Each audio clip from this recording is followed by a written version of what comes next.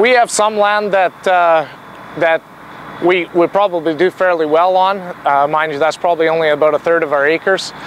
So I guess we will try to get some in, but some of it's not even going to be feasible to get in the field. Last year I sowed about 2/3, and I got more in the area than most of the producers. What about this year? This year, being optimistic, I am thinking maybe 300 acres.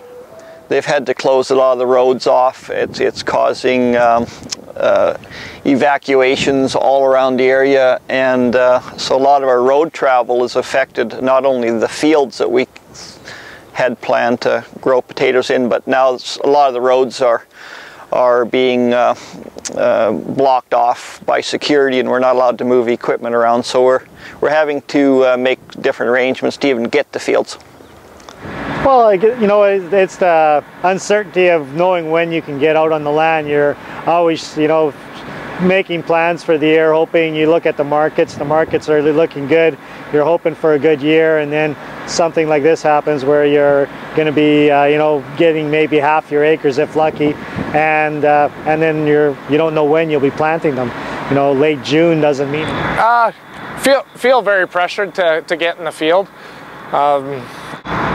As of right now, being just 2 weeks into May, sometimes we don't get started until after May long anyways, so we're not quite late yet, but another rain within the next week here and we'll be considered late, so then we'll have to start reconsidering our cropping plans. It depends on the date you get to the field. I will not sow an acre after the 10th of June. Anytime I have tried that in the past, it has been a total disaster. The whole spring is late, so you know, as far as the calendar, yeah, I mean, we're worried a little bit about the day on the calendar, but as far as there's been very little crop planted in general, you know, in this area, so we're not that far behind with everybody else, so we think we'll be all right.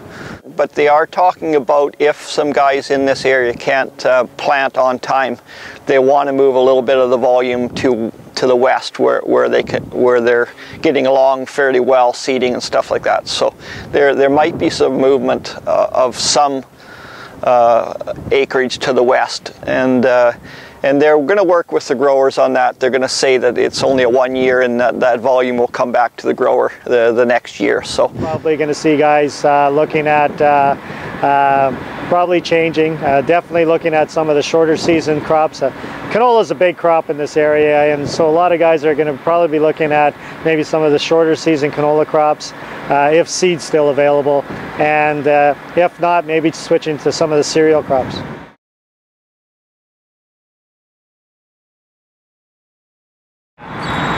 Well, I guess number one's a huge loss in our gross income.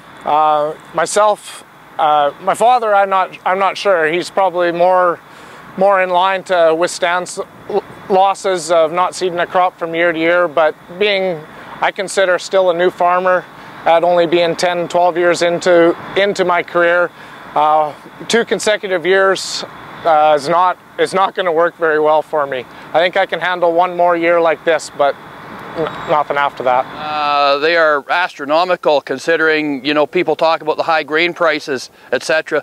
But the high grain prices mean nothing if you have nothing to sell. Use 3,000 acres for easy figuring, and you should gross at least $400 an acre. So the easy math is 1.2 million.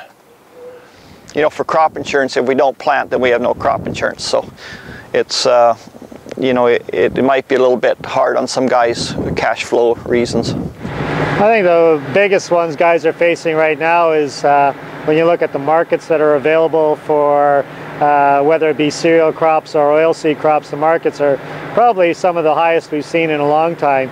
And when you look out across the fields and you're only able to sow half your acres, you know, that's a huge loss there right now. You know, you look at the wet seeded acres through the insurance programs, they're there and available, but they're still, you know, between $50 and $60 an acre, and that doesn't, you know, when you're looking at a 30 bushel canola crop at $10 or $12 a bushel, there's a pretty big difference in dollar values. So that's the loss a lot of guys are looking at right now. We're just right as we sit here, we're 3/4 of a mile away from the diversion.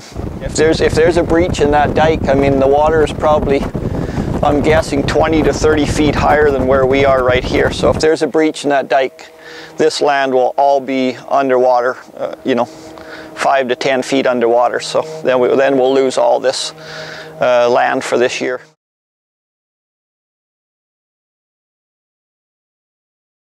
Well, we've had a lot more late blight pressure last year, and it could be a concern this year because some of the seed lots that we're having to plant or going to plant may have some late blight issues with them. So we may have to start a fungicide program a lot earlier than normal for that. So that's one concern of ours. I guess if we do get some crop in the ground, our biggest pressure would be rot.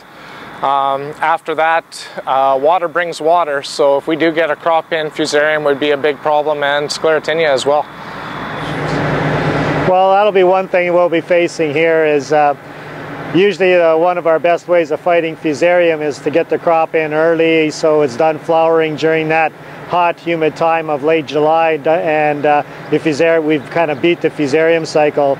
Sowing late May and early June, we might be in the same situation this year where could see a fusarium issue. Wet conditions are also good for canola diseases, so we could be needing to do a lot of spraying that way as well.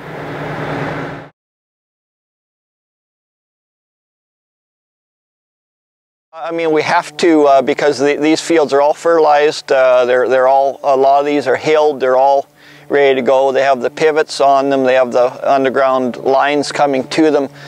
So we really, it's pretty hard to jump around this time of year, especially with chemical. There could be chemical on other fields and stuff. So we really don't have a lot of options. We need to plant our own fields. So we just keep our fingers crossed that dike doesn't break.